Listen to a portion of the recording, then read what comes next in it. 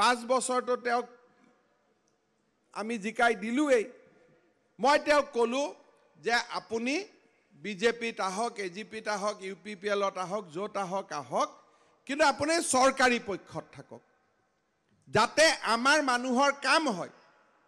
কাৰণ এই 5 বছৰত বহুত কাম হ'ব 1 লাখ চৰকাৰী চাকৰি হ'ব প্ৰত্যেক পৰিয়ালত অৰুণোদয় পাব ৰেচন কাৰ্ড পাব পকা ঘৰ হ'ব গাঁৱত পানী যোগান হ'ব ৰাস্তা হ'ব আমাৰ যিবিলাক বন্ধনৰ লোন আছিল সেই লোন বিলাক নোহোৱা হ'ব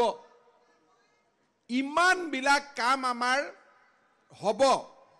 গতিকে যদি ভবানীপুৰৰ ৰাইজ বাদ পৰি যায় তেলেতো আমাৰ মনটো বেয়া লাগিব আই মাতৃসকলে বেয়া পাব যে ভবানীপুৰৰ ৰাইজ পিছ পৰি গ'ল তেতিয়া তেখেতে মই বুজাওতে তেখেতে ক'লে যে ঠিক আছে মইতো মানিম কিন্তু ইউডিএফত থাকোতেতো মই ইউডিএফৰ হৈ কথা কৈছিলো মই বোলে এটো ইউডিএফৰ হে কথা আছিল ফণী তালুকদাৰৰটো কথা নাছিল হয় নহয় গতিকে আপুনি বিজেপিতে সোমাওক ইউপিপিএলতে সোমাওক এজিপিতে সোমাওক একবাৰ আপুনি পদত্যাগ কৰক এতিয়া পদত্যাগ কৰাটো ডাঙৰ কথা ইমান টকা পইচা খৰচ 3বাৰ 2বাৰ নিৰ্দলীয় হাৰি জিকি একবাৰ মানুহ জিকিছে ৰিজাইন দিয়াবৰ কাৰণে হয়তো কষ্ট হয় নে নহয় কওকচোন 3বাৰ মেট্ৰিক ফেল কৰি কোনবাই যদি মেট্ৰিক পাছ কৰে তাক হেডমাষ্টাৰে ক'লে সাৰ্টিফিকেটখন ঘূৰাই দিব নেকি আপোনালোকে কওকচোন দিব নেকি কোনবাই মই 3বাৰ পঢ়ি যেনে তেনে মেট্ৰিক পাছ কৰিছো কালি যদি হেডমাষ্টাৰে কয় বেটা মোক সাৰ্টিফিকেটখন ঘূৰাই দে তই মেট্ৰিকত ফেল হৈ যা কোনবাই ফেল হ'ব নেকি কিন্তু ফণী তালুকদাৰে নিজে ফেল হ'ল কিয় আমি সকলোৱে ক'লো যে আপুনি আকৌ এবাৰ নিৰ্বাচন খেলিব ভবানীপুৰৰ ৰাইজে আপোনাক আশীৰ্বাদ দিব আপুনি জিকিব আৰু ভবানীপুৰ সমষ্টিৰ উন্নয়ন হ'ব আৰু আপুনিও বিধায়ক হৈ থাকিব এতিয়া মইতো কথা দিলো আপোনালোকক নুখুধাকৈ হয়নে নহয় কথাখিনিতো মইহে দিলো এটা মই কিয় দিলো যে আপোনালোকে মোৰ কথা মানিব শুনিব বুলিয়ে মই ফণীদাক কথা দিলো গতিকে মোৰ সন্মানৰ খাতিৰত মোৰ মৰমৰ খাতিৰত সবেই যাতে পদুমত ভোট দিয়ে দিব দেই হ'ব না নাই এই অলপ ডাঙৰকৈ ক'ব লাগিব নহলে মোৰ ভয় লাগিব এতিয়া হ'ব না নাই হ'বতো নহলে আকৌ মোৰ ভয় লাগিব মই কবাৰ ৰং নম্বৰে ডায়াল কৰি দিলো নেকি মিস কল হৈ গ'ল নেকি ঠিক আছে আৰু লগতে আমি গোটেইবোৰ আছো ভবানীপুৰ সমষ্টিত বহুত কাম হ'ব ৰূপহীত কাম হ'ব খালবাৰীত কাম হ'ব বিটিসি পাৰ্টত কাম হ'ব আপোনালোকে সকলোৱে এই ইলেকশ্যনত পদুম ফুলত ভোট দিব ইউডিএফ আহিছে কংগ্ৰেছ আহিছে ভবানীপুৰ জিকিলেওতো আৰু চৰকাৰ পৰিৱৰ্তন নহয় চৰকাৰটো বিজেপিৰে থাকিব গতিকে ইউডিএফ আৰু কংগ্ৰেছৰ ক্যান্ডিডেট বিলাকেও এনে উঠিবা লাগছে কাৰণেহে উঠিছে কোনো ঘুৰা ফুৰা কৰিছে নেকি বেছিকৈ কৰাটো নাই কৰিছে নেকি কাৰণ তেওঁলোকেও জানে জিকিলেও কি লাভ হাৰিলেও কি লাভ গতিক চৰকাৰটো বিজেপিৰে আছে চৰকাৰটো ইউপিপিএলৰে থাকিব চৰকাৰটো এজিপিৰে থাকিব সেই কাৰণে ৰাইজ আপোনালোকক মই সকলোকে অনুৰোধ কৰিম সকলোৱে যাতে এই নিৰ্বাচনত ফণী তালুকদাৰ ডাঙৰীয়াক পদুম ফুলৰ ছবিত ভোট দি জয়যুক্ত কৰে এতিয়া আহিলে যে 5 বছৰত আমি কি কৰিম আপোনালোকে দেখিছে যে আমাৰ চৰকাৰ হোৱা আজি 4 মাহো হোৱা নাই এই 4 মাহত আমি অসমত বহুত ডাঙৰ কাম আৰম্ভ কৰিছো আজি আমাৰ ডেকা লৰাবিলাক এসময়ত এনেকুৱা আছিল যে ড্ৰাগছৰ বেপাৰী বিলাকে হিৰোইন এবিলাক বিভিন্ন টেবলেট ফেন্সিডাইল এইবিলাক দি আমাৰ ডেকা লৰাবিলাক নষ্ট কৰি আছিল একেবাৰে ডেকা লৰাবিলাক শেষ হৈ গৈছিল আজি আপোনালোকে জানি আচৰিত হ'ব যে মই দায়িত্ব লোৱাৰ পিছত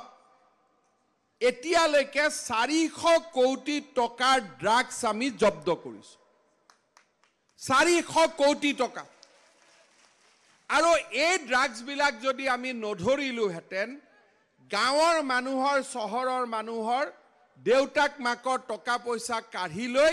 ল'ৰা ছোৱালীবিলাকে ড্ৰাগছ খালেহেঁতেন আমাৰ জাতিটোক ধ্বংস কৰি পেলালহেঁতেন আজি আপোনালোকে চাওক ড্ৰাগছৰ জেগাত থাকিলে আমাৰ বহুত ল'ৰা দেউতাক মাকে হওক গাঁৱৰ মাজত দালালে হওক ল'ৰা ছোৱালীবিলাকক বাহিৰত বিক্ৰী কৰি দিয়ে সৰু সৰু ল'ৰা ছোৱালীবিলাকক বাহিৰত বিক্ৰী কৰে যাক আমি মানৱ দেহৰ সৰবৰাহ কৰা বুলি কওঁ আজি আমাৰ চৰকাৰ দায়িত্ব লোৱাৰ পিছত যিমান মানুহে আমাৰ সৰু সৰু বাচ্চাবিলাকক বাহিৰত বিক্ৰী কৰিছিল এটা এটাকৈ সবক আমি উদ্ধাৰ কৰি লৈ আহিছো কেইদিনমান আগতে চিৰাং আপোনালোকৰ পৰা বেছি দূৰ নহয় ৰুণীখাটাৰ ৪৫টা ল'ৰা ছোৱালী ছিকিমত তেওঁলোকক বিক্ৰী কৰি দিছিল আমি তেওঁলোকক উদ্ধাৰ কৰি লৈ আহিলো আজি আমি কি আৰম্ভ কৰিছো যে অসমত ড্ৰাগছ নহব অসমৰ ল'ৰা ছোৱালীক বাহিৰত বিক্ৰী কৰিব নোৱাৰিবি আৰু আমি অসমত কি কৰিছো যে অফিসে যিমান দালাল আছিল এই দালাল বিলাকক এতিয়া আমি কৈছো যে বাবা দালালি কাম বাদ দি ভাল কামত লাগ আৰু অফিস কাছাৰীত মানুহক অত্যাচাৰ কৰা নহব আৰে ঘৰ ললেও দালাল মাটি কিনিলেও দালাল ইলেক্ট্ৰিচিটিৰ কানেকশ্যনৰ কাৰণেও দালাল পৃথিৱীখন অসমখন এক প্ৰকাৰ দালাল দি ভৰ্তি হৈ গৈছিল আজি আমাৰ চৰকাৰত সিদ্ধান্ত আমি লৈছো যে 5 বছৰৰ ভিতৰত অসমে আপোনালোকক চাব যে চৰকাৰী কৰ্মচাৰীয়ে মানুহৰ পৰা ঘোষ লবৰ কাৰণে ভয় খাব এনেকুৱা অসমত পৰিৱৰ্তন হ'ব যে পইচাৰ কথা চিন্তাই নানিব কাৰণ তেওঁলোকৰ মনত চৰকাৰৰ ভয় নহয় ভগৱানৰ ভয় মই আজি কৈছো যে দুখীয়া মানুহৰ পৰা টকা পইচা লোৱাটো ভগৱানে কেতিয়াও মানি নলয় আজি সকলো চৰকাৰী কৰ্মচাৰীক মই কৈছো 90% ভাল কৰ্মচাৰী আছিলে 10% মানুহে আমাৰ গোটেই সমাজখনক বেয়া কৰি আছিলে আজি আমি যাক যত যেনেকে পাৰো কাৰোবাক মৰম কৰি কাৰোবাক পিঠিত হাত থপৰিয়াই আৰু একো নহলে পুলিচক গটাই দি হলেও লাহে লাহে আমি চৰকাৰী অফিসবিলাক আমি ঠিক কৰিছো আজি আমি কৈছো যে নহয় মানুহৰ দুখীয়া মানুহৰ যেতিয়া ঘৰ আহে যদি 2.5 লাখ টকা আহে 2.5 লাখ টকাৰ কাম হ'ব লাগিব কোনেও তাত টকা খাব নোৱাৰিব আৰু আপোনালোকে লাহে লাহে দেখিব যে ঘৰৰ নামত টকা ৰেচনৰ কাৰ্ডৰ নামত টকা পেনচনৰ নামত টকা আমাৰ চৰকাৰৰ দিনত আৰু এইবিলাক খাবৰ কাৰণে মানুহে সাহস নকৰে আমি অসমখনক পৰিৱৰ্তন কৰিব লাগিব প্ৰত্যেকজন খিলঞ্জীয়া মানুহে মাটিৰ অধিকাৰ পাব লাগিব মাটিৰ পট্টা পাব লাগিব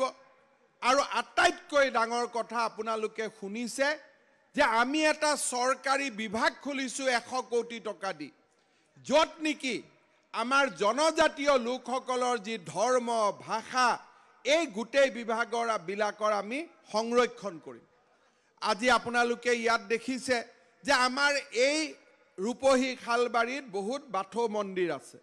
চৰকাৰেতো আগত সহায় নকৰিছিল এতিয়া চৰকাৰে সহায় কৰিব যেনেকে আমি অসম দৰ্শনত নামঘৰবিলাকত টকা দিছো এতিয়া আমি প্ৰত্যেকটো বাথৌ মন্দিৰলৈকেও আমি সহায় কৰিম যাতে আমাৰ বাথৌ মন্দিৰবিলাক সুন্দৰ হৈ যায় আপোনালোকে জানে যে আমাৰ এই বাথৌ সমাজৰ কাৰণে আমাৰ উত্তম খেৰকটীয়াই বহুতখিনি কাম কৰি থৈ গৈছিল আজি মই ভাবিছো যে এই ৰূপহীত তেখেতৰ নামত আমি এটা বহুত ডাঙৰ প্ৰেক্ষাগৃহ এটা নিৰ্মাণ কৰিম আমি লাহে লাহে আমাৰ জনজাতীয় লোকসকলৰ ভাষা সংস্কৃতি এইবিলাক ৰক্ষণাবেক্ষণৰ কাৰণে আমি কাম হাতত লৈছো আমি উন্নয়নৰ দিশত প্ৰত্যেকটো গাঁৱৰ ৰাস্তা যাতে হ'ব পাৰে তাৰ বাবে আজি আমি কাম হাতত লৈছো মোক ইয়াত আহোঁতে কোনোবাই কৈছে যে দাদা ৰূপহীৰ পৰা আমাৰ ভুঁয়াপাৰা ফৰেষ্ট ৰেঞ্জ অফিচলৈকে যোৱা ৰাস্তাটো বহুত বেয়া হৈ আছে হয় নেকি কথাটো হয়নে নহয় নে ভালে আছে ৰাস্তাটো হা ভালটো নে বেয়া বেয়া 3 মাহৰ ভিতৰত একদম ফটফটিয়া হৈ যাব ৰাস্তা ঠিক আছে মই আজি আপোনালোকক কৈ থৈ গলো অকল সেই বুলি নহয় ভবানীপুৰ সমষ্টি আৰু বিশেষকৈ বিটিআৰৰ যিটো পাৰ্ট আছে তাৰ সম্পূৰ্ণ ৰাস্তা ঘাট প্ৰমোদ বড়ো ডাঙৰীয়া আৰু মই লগ লাগি আপোনালোকক বনাই দিম। আপোনালোক নিশ্চিত থাকক, মই আপোনালোকক কথা দি গৈছো। আপোনালোকৰ গোটেই কেইটা ৰাস্তা ঘাট আপোনালোকৰ ধুনীয়াকৈ হৈ যাব। আমাক ইয়াতে পহুমাৰা নদীৰ ইৰোচনে আমাক বহুত কষ্ট দিয়ে, বানপানী আমাক কষ্ট দিয়ে পহুমাৰাত। আৰু আমাৰ ইয়াতে ৰূপহীৰ কাষত গৰাখহনীয়াৰ আমাৰ বহুতখিনি সমস্যা হৈ আছে। আজি আমি কৈছোঁ যে আমাৰ যি পহুমাৰা নদী আছে, তাতে মই ৰাতিপুৱা পীযুষ হাজৰিকাক কৈ আহিছোঁ যে আমি তাতে ড্ৰেজিং মেচিন আনিম আৰু মাটিটো আমি ড্ৰেজিং কৰি মাটিটো খান্দি থাকিম, যাতে ইয়াত বানপানী হ'ব নোৱাৰে, গৰাখহনীয়া হ'ব নোৱাৰে। যেতিয়া ড্ৰেজিং হ'ব তেতিয়া আৰু ইয়াত গৰাখহনীয়া হ'ব নোৱাৰে। আৰু তাৰ লগে লগে যিবিলাক ইৰোচন পইণ্ট আছে, সেই পইণ্টবিলাক মই নিজে চাব আহি আপোনালোকৰ ইয়াতে মই স্কিম ল'ম, সেই কথা মই আপোনালোকক দি থৈ গৈছোঁ। ইয়াত যেতিয়া মই আহিলোঁ, সেইফালে যাওঁতে মোক শালবাৰী কলেজৰ পৰা ক'লে যে আমাৰ কলেজত ছায়েন্স আৰু কমাৰ্চ ষ্ট্ৰীম হ'ব লাগে। 1 এপ্ৰিলৰ পৰা আপোনালোকৰ ইয়াত ছায়েন্স আৰু কমাৰ্চ ষ্ট্ৰীম আৰম্ভ হৈ যাব।